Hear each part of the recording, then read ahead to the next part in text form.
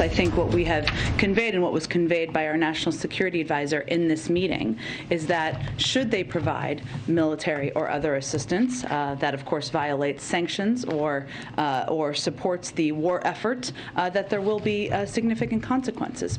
The White House says it's ready to respond if China sends military aid to Russia. But the details of that remain very unclear. Fox Nation host Tomi Lahren joins us. And Tomi, something tells me you're not buying it.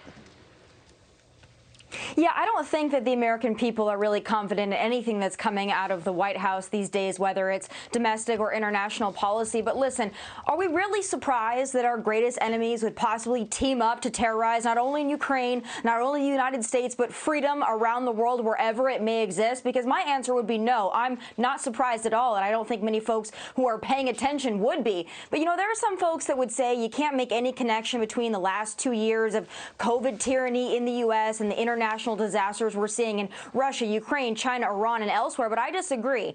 See, when the United States stops being the bastion of freedom and individual rights, we can't be surprised when those very concepts are threatened around the world. When the U.S. adopts an attitude of absolute government, where the government believes it's almighty, can force people into getting a shot, can force businesses to close, can force children into masks, well, that attitude emboldens more evil leaders around the world. The United States is not coming from a place of strength, and the world is taking advantage of that. That's what you're going to see with China, with Russia, with Iran, and everywhere that seeks to destroy not only us, not only Ukraine, but freedom wherever it exists. My guess is that nothing Jake Sullivan said in that meeting is giving China any pause when it comes to Taiwan. They are not shaking in their boots at all. Meantime, Tomi, need to get your thoughts on this. Amazon is going to move 1,800 workers from its downtown Seattle offices because of, yep, you guessed it, ramping crime. Let's remember, this is the same place that cut its police budget down by $36 million since 2019.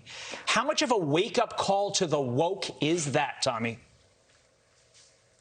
Well, you would hope it would serve as a wake-up call, but this is what happens when the woke policies that they really emboldened and placated to, the BLM, the faux activism that we saw in the entire summer of riot season love in 2020. This is what happens when those policies come home to roost. But I don't think they're going to learn a lesson. What I think is going to happen here is people are going to learn a lesson coming up to the midterm elections, but then right after that go back to their woke policy ways, their empty virtue signaling, and the people that are going to suffer, doesn't matter who they voted for, when you have crime in your cities, everyone suffers, and you're seeing it right now in the wokest of all places. Yeah, and Tomi, I found this study so fascinating. A new study says that over 70% of young people, Gen Zers, millennials, who quit their jobs during the pandemic now regret it. And to me, this says something more about the unemployment benefits than anything else.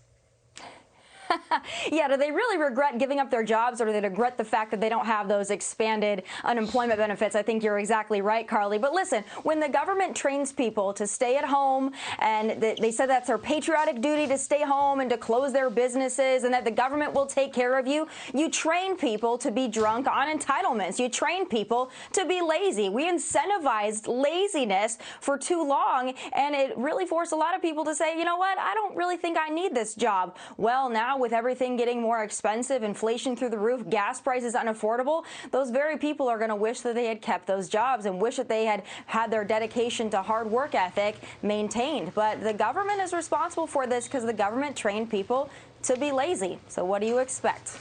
What do you expect, Tomi Lahren? We expect you every Tuesday, Tomi Tuesday. We appreciate your time as always. Thank you, my friend.